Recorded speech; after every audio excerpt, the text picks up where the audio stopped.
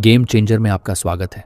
आज हम the monk who sold his Ferrari किताब के बारे में बात करेंगे, जिसे लिखा है रॉबिन शर्मा ने। जिंदगी की भाग दौड़ में हम अक्सर सोचते हैं कि अगर हमारे पास ढेर सारा पैसा हो, बड़ी गाड़ियां हों, नाम और शोहरत हो, तो हम सबसे ज्यादा खुश होंगे। जूलियन मेंटल भी ऐसा ही सोचता था। वो एक बेहद काबिल वकील था, जिसका नाम हर बड़े अखबार में छपता था। हर सुबह वो अपने बंगले से निकलता, अपनी चमचमाती लाल फेरारी में बैठता और अदालत तक पहुंचता, जहां उसके सामने लंबी कतारों में लोग खड़े होते, उसके अनुभव और दिमाग के एक छोटे से हिस्से को खरीदने के लिए। लेकिन ये चमकती हुई जिंदगी बाहर से जितनी सुंदर दिखती थी, अंदर से उतनी ही खोखली हो चुकी थी। दिन रात का तनाव, हर समय जीतने की दौड़, कभी न खत्म होने वाली फाइलों का बोझ और खुद को साबित करने का लगातार दबाव धीरे धीरे उसके शरीर और आत्मा को चुपचाप तोड़ रहा था। जूलियन की सेहत गिरती जा रही थी, पर उसे फर्क नहीं पड़ता था। वो दर्द को नजरअंदाज करता रहा, बस ये सोचकर कि थोड़ा और मेहनत कर लूं, फिर आराम करूंगा। लेकिन किस्मत ने उसे एक झटका दिया। एक दिन अदालत में बहस करते हुए जब वो अपनी पूरी ताकत से लड़ रहा था, तभी उसकी धड़कनें बेकाबू हो गईं। पसीना उसके चेहरे से टपकने लगा, सांसें भारी होने लगीं और देखते ही देखते वो कोर्ट रूम के बीचों बीच गिर पड़ा। Heart attack! पूरा कमरा सन्न रह गया। जिस इंसान को सबने हमेशा ताकतवर और अजेय देखा था, आज वो बेबस और टूटा हुआ जमीन पर पड़ा था।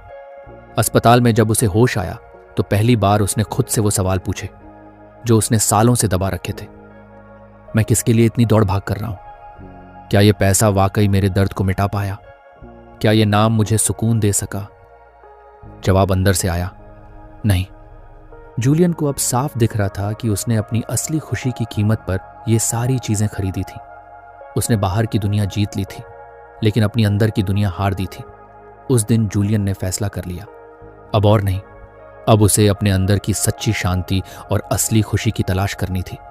अब उसे जानना था कि जीवन का असली मतलब क्या है। यही था उसका चेतावनी भरा संकेत, एक संकेत जो कह रहा था कि अब वक्त आ गया है अपने पुराने रास्तों को छोड़ने का, अपने असली आप तक पहुंचने का और एक बिल्कुल नए जीवन की शुरुआत करने का। सोचो, जैसे कोई इंसान दिन रात काम करता है, हर त्योहार छोड़ देता है, हर खुशी छोड़ देता है, बस इसलिए कि एक दिन उसके पास सब कुछ होगा। लेकिन जब वो शिखर पर पहुंचता है तो पाता है कि उस सफर में वो अपनी हंसी, अपने रिश्ते और अपनी सेहत सब कुछ खो चुका है। तब समझ आता है असली दौलत बाहर नहीं, भीतर होती है। जब जिंदगी किसी मोड़ पर हमें तोड़ देती है, तभी हम अपने असली सफर की ओर बढ़ते हैं। जूलियन मेंटल के साथ भी ऐसा ही हुआ था। अस्पताल से बाहर आने के बाद जूलियन ने खुद से एक वादा किया, अब वो उसी पुरानी दौड़ में वापस नहीं लौटेगा। जिस दौड़ में उसे दौलत तो मिली थी, लेकिन चैन और खुशी हमेशा दूर रही थी। उसने अपने सारे मुकदमे छोड़ दिए, अपनी आलीशान कोठी बेच दी, यहां तक कि वो चमचमाती फेरारी भी छोड़ दी जो कभी उसकी पहचान हुआ करती थी। अब जूलियन का दिल किसी और चीज की तलाश में था। उसे चाहिए था असली सुकून, असली अर्थ और असली जिंदगी। एक दिन किसी पुराने दोस्त से उसे एक कहानी पता चली। भारत के हिमालय के पहाड़ों में कुछ साधु रहते हैं, जिन्हें सावनाओं के नाम से जाना जाता है। कहा जाता था कि इन साधुओं ने जीवन का गहरा रहस्य जान लिया है, एक ऐसी कला जो इंसान को सच्चे सुख और आंतरिक शक्ति से भर देती है।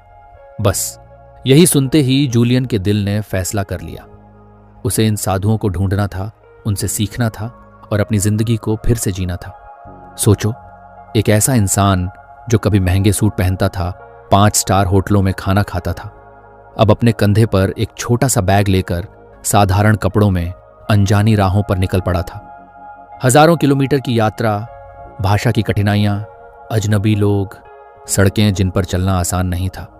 लेकिन जूलियन का इरादा पक्का था। उसने हर तकलीफ को सहा, क्योंकि अब उसे सिर्फ एक ही चीज चाहिए थी, अपने आप को पाना। रास्ते में कई बार उसे लगा कि शायद वह गलती कर रहा है। कई बार शरीर थक गया और दिमाग हार मानने को तैयार हो गया। लेकिन फिर वो खुद से कहता, जिस जिंदगी ने मुझे थकाया है, उसे बदलने के लिए ये थोड़ी तकलीफ सहना भी जरूरी है।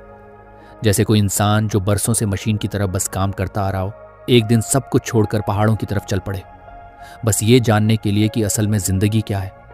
लोग उसे पागल कहेंगे, बेवकूफ समझेंगे, पर उसे फर्क नहीं पड़ेगा, क्योंकि उसके अंदर की आवाज उसे सही रास्ते पर ले जा रही होगी। ठीक वैसे ही जूलियन ने भी सब कुछ छोड़ दिया था। पैसा, शोहरत, आराम, सब कुछ। अब उसके पास था बस एक सपना, एक नई शुरुआत। कई हफ्तों की लंबी और थकाने वाली यात्रा के बाद जूलियन आखिरकार हिमालय की उन पहाड़ियों में पहुंच गया जहां सावना साधु रहते थे।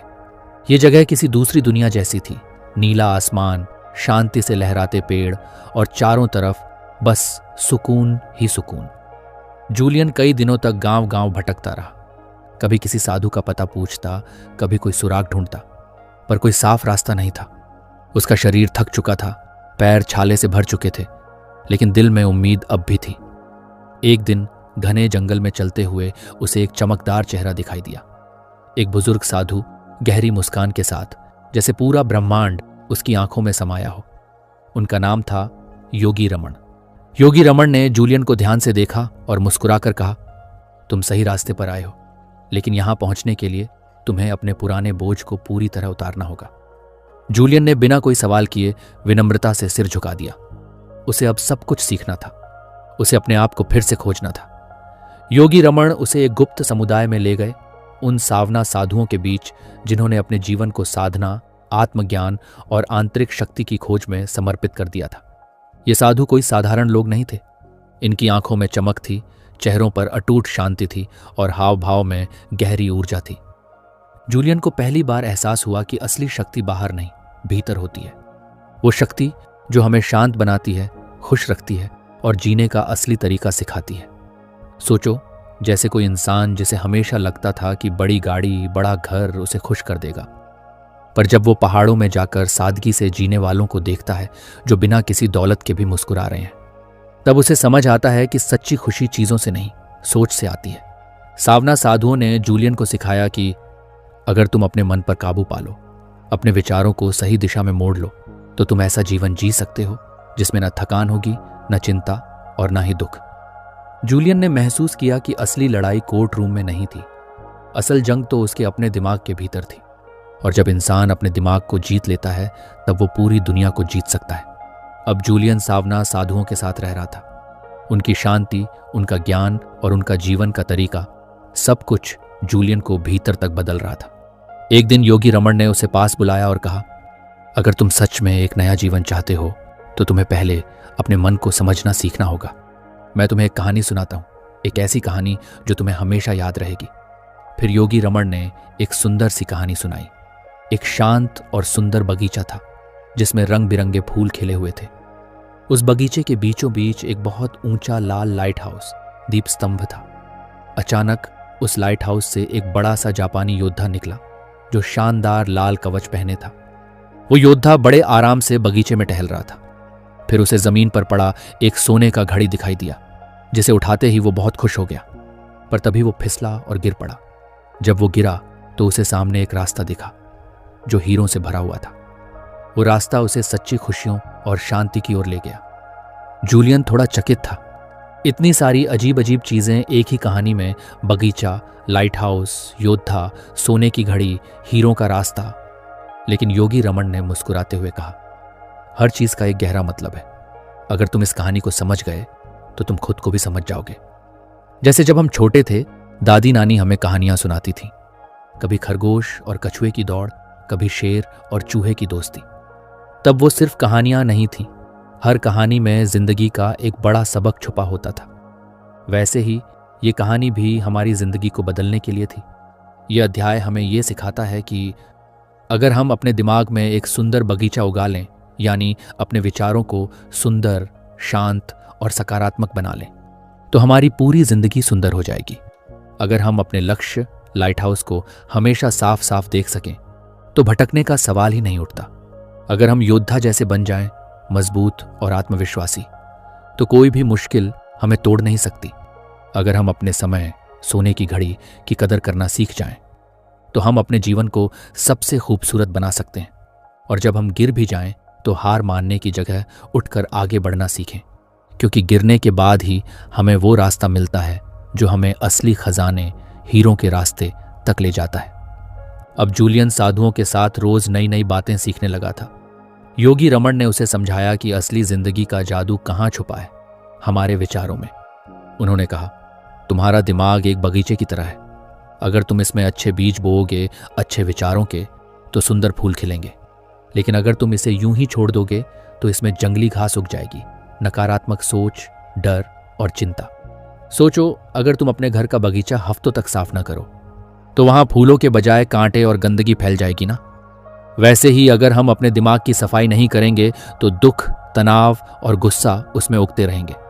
जूलियन ने समझा कि उसे अब से हर रोज अपने विचारों का ध्यान रखना होगा। जिस तरह एक माली रोज बगीचे में जाकर खरपतवार निकालता है, वैसे ही उसे भी हर दिन अपने दिमाग से बुरे विचार निकालने होंगे। योगी रमन ने एक बहुत बड़ी बात सिखाई, जहां ध्यान जाता है ऊर्जा वहीं बहती है।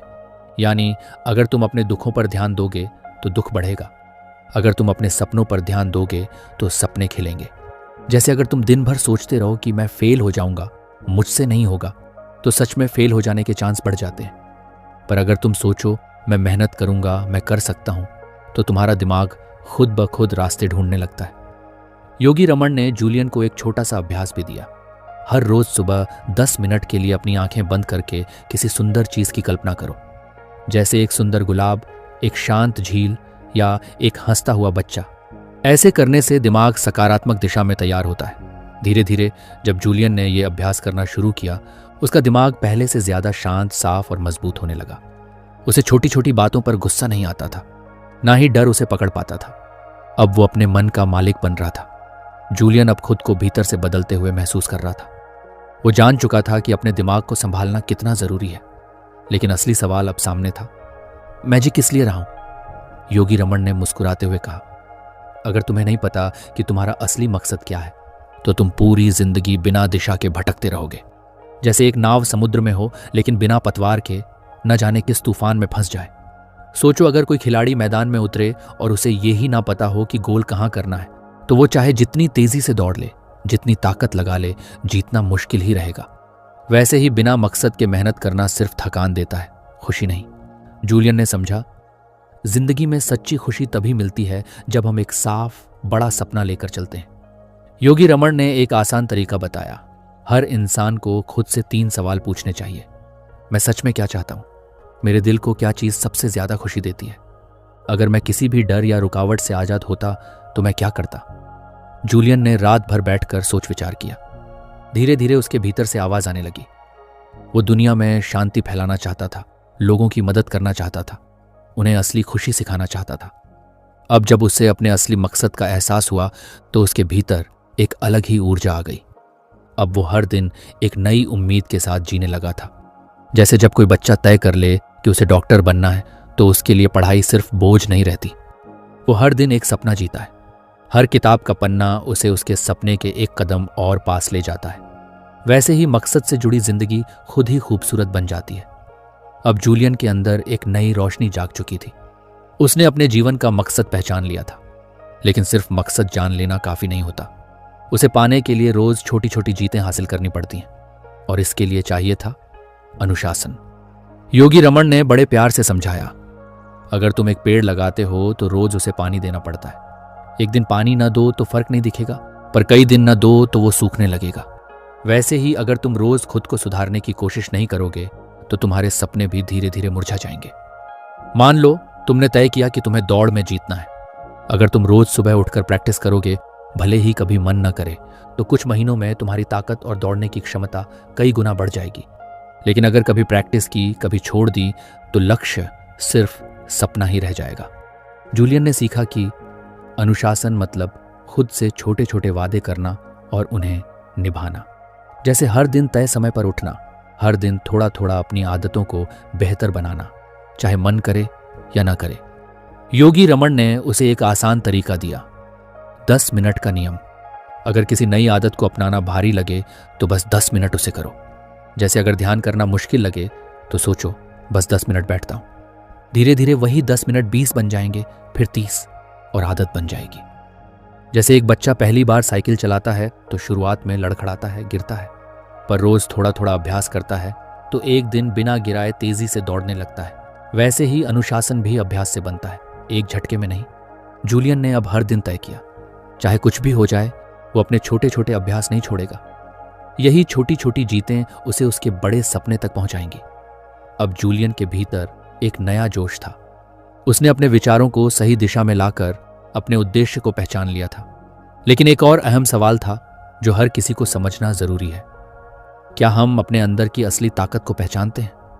योगी रमन ने जूलियन से कहा, तुम्हारा शरीर, तुम्हारा दिमाग, तुम्हारी आत्मा, तीनों मिलकर तुम्हारा अस्तित्व बनाते हैं। इनमें से हर एक की एक अपार शक्ति है। लेकिन अगर तुम इन शक्तियों का सही इस्तेमाल नहीं करोगे तो वो शक्तियां तुम्हारे भीतर सोई रहेंगी।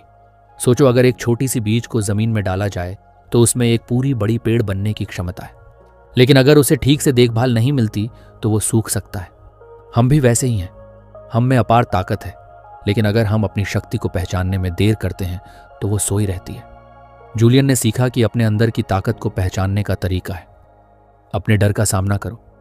जो भी डर तुम्हारे भीतर बैठा है वही तुम्हारी असली शक्ति को रोकता है। अगर तुम डर से भागते रहोगे तो वो डर हमेशा तुम्हारी ताकत पर हावी रहेगा। लेकिन अगर तुम उस डर का सामना करोगे तो तुम अपनी असली ताकत को महसूस कर सकोगे। योगी रमन ने एक और जरूरी बात बताई, तुम जितना खुद पर विश्वास करते हो उतना ही तुम्हारी ताकत बढ़ती है। सिर्फ यह सोचकर कि मैं नहीं कर सकता या मेरे पास ताकत नहीं है, तुम अपनी ही क्षमता को खत्म कर देते हो। लेकिन अगर तुम ये सोचो कि मैं कर सकता हूं तो तुम्हारे भीतर की शक्तियां काम करने लगती हैं। जैसे किसी भी खिलाड़ी को अपनी कड़ी मेहनत और विश्वास के साथ मैदान में उतरना होता है। वो अगर खुद पर यकीन करता है तो उसे जीतने की ताकत मिल जाती है, बिना खुद को कमजोर महसूस किए। वैसे ही जीवन में अगर हम अपने भीतर की शक्ति को पहचानें और खुद पर विश्वास रखें तो हमारी पूरी दुनिया बदल सकती है। जूलियन ने अब सोचा कि वो अपनी पूरी जिंदगी को अपनी शक्ति के साथ जीने वाला है। उसने जो भी डर उसे रोकता था उसे सीधे सीधे सामना किया। धीरे धीरे उसे एहसास हुआ कि असल में उसकी सबसे बड़ी ताकत उसका विश्वास और आत्मनिर्भरता थी। अब जूलियन का सफर उसे एक और बड़ी सच्चाई के पास ले आया था।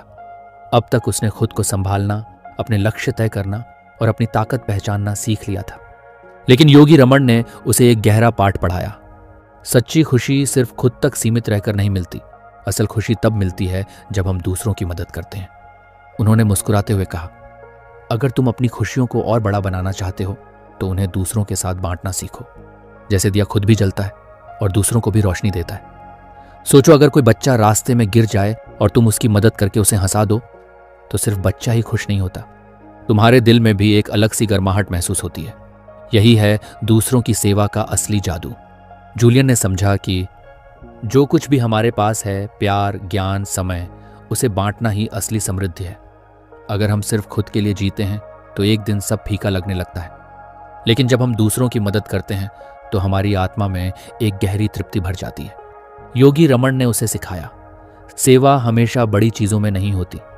कभी कभी एक छोटी सी मुस्कान, एक छोटा सा मदद का हाथ किसी का दिन बना सकता है। जरूरी नहीं कि सेवा का मतलब बहुत बड़ा बलिदान हो। सेवा का मतलब है दिल से देना, बिना किसी स्वार्थ के।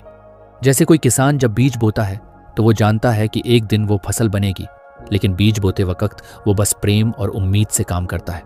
वैसे ही जब हम दूसरों की भलाई के लिए कुछ करते हैं तो वो भलाई कई गुना होकर हमारे जीवन में भी लौटती है। जूलियन ने ठान लिया कि अब से वो न सिर्फ अपनी भलाई के लिए जिएगा, बल्कि जितना बन सके उतना दूसरों की मदद करेगा। चाहे वो एक अच्छा शब्द हो, कोई मुस्कान हो या जरूरतमंद को सही वक्त पर सहारा देना। जूलियन अब तक खुद को सुधारने, अपने डर को जीतने, अपनी ताकत पहचानने और सेवा करना सीख चुका था। लेकिन एक चीज और थी जो इंसान को अंदर से समृद्ध बनाती है, रिश्ते। योगी रमन ने बहुत प्यार से कहा, जिंदगी का असली खजाना हमारे रिश्ते होते हैं। पैसा, शोहरत, कामयाबी सब अच्छे हैं, लेकिन अगर तुम्हारे पास सच्चे रिश्ते नहीं हैं तो सब कुछ अधूरा रह जाता है। सोचो, एक इंसान के पास महंगी गाड़ी, बड़ा घर है, लेकिन जब वो बीमार होता है या दुखी होता है तो उसे संभालने वाला कोई नहीं होता। वो सब कुछ होते हुए भी अकेला महसूस करता है। वहीं एक साधारण परिवार में जहां आपस में प्यार और भरोसा होता है, वहां छोटी छोटी खुशियां भी बड़ी लगती हैं। जूलियन ने सीखा कि रिश्तों को सिर्फ निभाया नहीं जाता, रिश्तों को समय, ध्यान और सच्ची भावनाओं से सींचा जाता है। जैसे बगीचे में रोज पानी देना पड़ता है, वैसे ही रिश्तों को भी रोज प्यार, समझ और सम्मान चाहिए। योगी रमन ने उसे सिखाया, जब भी किसी से मिलो उन्हें यह महसूस कराओ कि वो खास है। पूरा ध्यान देकर सुनो, सिर्फ शब्दों से नहीं, अपनी आंखों से, अपने दिल से सुनो। जैसे एक बच्चा जब कुछ बताता है तो वो चाहता है कि उसकी हर बात सुनी जाए, उसे पूरा प्यार मिले। अगर हम उस मासूमियत से हर इंसान से पेश आए तो रिश्ते खुद ब खुद गहरे हो जाते हैं। जूलियन ने ठान लिया कि अब से वो अपने परिवार, दोस्तों और अपनों के साथ ज्यादा वक्त बिताएगा, उन्हें खुले दिल से सुनेगा और अपने रिश्तों को महज रखने की बजाय जीने की कोशिश करेगा। जूलियन का सफर अब एक नए मोड़ पर आ गया था। अब वो जान चुका था कि जिंदगी को पूरी तरह जीने के लिए खुद पर काम करना जरूरी है, दूसरों की मदद करना जरूरी है और रिश्तों को सहेजना जरूरी है। लेकिन एक आखिरी सबसे गहरी बात उसे समझनी थी, वर्तमान में जीना। योगी रमन ने उसे बड़े प्यार से समझाया। अधिकतर लोग या तो अपने बीते हुए कल में अटके रहते हैं या आने वाले कल की चिंता में डूबे रहते हैं, पर असली जीवन तो इसी पल में छुपा है। अगर तुम अभी के इस पल को पूरी तरह नहीं जीते तो असल में तुम कभी भी जिंदगी को महसूस नहीं कर पाओगे। सोचो, अगर कोई बच्चा पार्क में खेलते समय बस सोचता रहे कि कल मेरा टेस्ट है, क्या होगा, या पिछली बार मैं गिर गया था, तो वो खेल का आनंद ही नहीं ले पाएगा। वैसे ही बड़े भी अगर हर वक्त बीते कल के पछतावे या भविष्य की चिंता में जी तो आज का खूबसूरत पल भी धुंधला हो जाता है। जूलियन ने महसूस किया कि अक्सर हम अपने दिमाग में इतनी बातें घुमाते रहते हैं कि जो कुछ हमारे सामने है उसे देखना ही भूल जाते हैं। योगी रमन ने उसे सिखाया, हर रोज कुछ देर बस चुप बैठो और जो सामने है उसे देखो। पेड़ को देखो, पत्तों को महसूस करो, हवा को सुनो। यही अभ्यास तुम्हें वर्तमान में जीना सिखाएगा। जैसे कोई फूल जब खिलता है तो वो ना अपने कल के बीज की चिंता करता है, ना आने वाले मुरझाने की फिक्र। वो बस उस पल में अपनी पूरी खुशबू और खूबसूरती बिखेरता है। हमें भी वैसा ही बनना है, हर पल को पूरी तरह जीना है, पूरी शिद्दत से। जूलियन ने अब तय कर लिया था कि वो हर पल को जिएगा, खुशियों के साथ, सजगता के साथ, न कि चिंता या पछतावे में डूबकर। कुछ महीनों बाद जूलियन पूरी तरह बदल चुका था और अपने दोस्त जॉन के पास वापस लौट आया। एक शांत, साधारण सी शाम थी। जॉन अपनी लाइब्रेरी में बैठा काम कर रहा था जब अचानक दरवाजे पर दस्तक हुई। दरवाजा खोला तो सामने एक बदला हुआ चेहरा था, पर उस चेहरे में कुछ जाना पहचाना भी था। तेज चमकती हुई आंखें, चेहरे पर गहरी शांति और मुस्कान में कोई अनकही कहानी।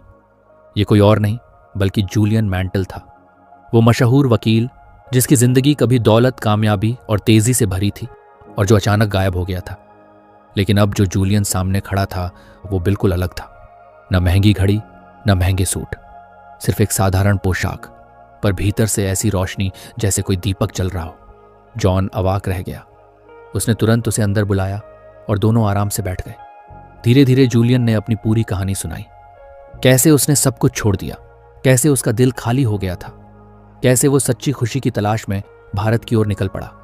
वो बताने लगा, मैंने भारत के एक छोटे से गांव में सागेस ऑफ सिवाना से मिलकर जिंदगी का असली मतलब जाना।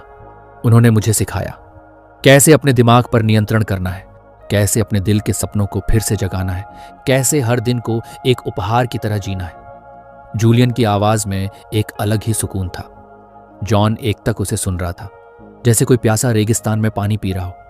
जूलियन ने एक एक करके सारी सीखें जॉन के सामने रख दी। दिमाग को साफ और मजबूत बनाना, दिल में छोटे छोटे सपनों को जिंदा रखना, खुद के लिए भी और दूसरों के लिए भी जीना, और हर दिन हर पल को पूरे होश और प्यार से जीना। जॉन के लिए ये बातें किसी जादू से कम नहीं थी। उसे लग रहा था जैसे उसकी अपनी जिंदगी भी बदलने वाली है। और फिर जूलियन ने एक आखिरी बात कही, अब मेरा असली काम शुरू हुआ है। जो कुछ मैंने सीखा है वो सिर्फ मेरे लिए नहीं है। अब मेरा मिशन है कि मैं दूसरों को भी इस रोशनी तक पहुंचाऊं, हर इंसान को उसके असली जीवन का रास्ता दिखाऊं। उसने वादा किया वो हर उस इंसान तक पहुंचेगा जो अंदर से खोया हुआ है, जो अपने सपनों को भूल चुका है, जो जीते हुए भी जिंदगी से दूर हो गया है। अब जूलियन मैंटल सिर्फ एक वकील नहीं था, वो एक ऐसा दीपक बन चुका था जो अपने प्रकाश से हजारों जिंदगियों को रोशन करना चाहता था। जूलियन मैंटल ने सब कुछ खोकर असली जीवन को पाया। उसने जाना कि सच्ची सफलता बाहरी चीजों में नहीं बल्कि अंदर की शांति, प्यार और उद्देश्य में छुपी है।